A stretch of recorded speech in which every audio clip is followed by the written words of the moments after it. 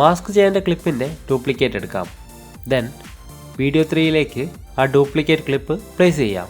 After that go to the colour page. Colour പേജിൽ ഈ കാണുന്ന ഓപ്ഷനിൽ നിന്നും മാജിക് മാസ്ക് സെലക്ട് ചെയ്യാം.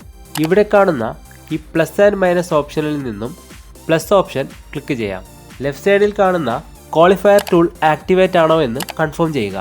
ദെൻ ടൂൾ ഉപയോഗിച്ച് മാസ്ക് ചെയ്യേണ്ട ഒബ്ജക്റ്റിൽ ഇതുപോലെ റഫായി ഡ്രോ ചെയ്യാം. സെലക്ഷൻ ഫുൾ ആയിട്ടുണ്ടോ എന്ന് ചെക്ക് ചെയ്യാം. ഇവിടെ ഹെയർ പോർഷൻ ഫുള്ളായി സെലക്ട് ആയിട്ടില്ല, സോ അതുകൂടി സെലക്ട് ചെയ്ത് കൊടുക്കാം.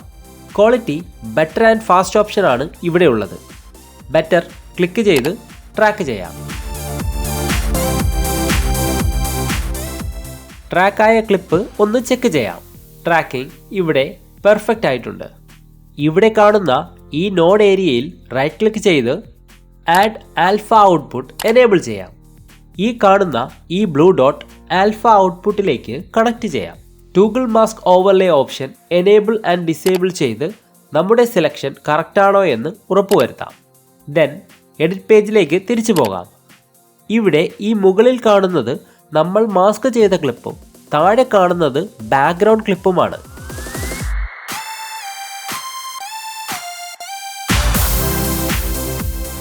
എഫക്റ്റിൽ ടൈറ്റിൽ സെലക്ട് ചെയ്ത് വീഡിയോ 2ലേക്ക് ടെക്സ്റ്റ് ആഡ് ചെയ്യാം.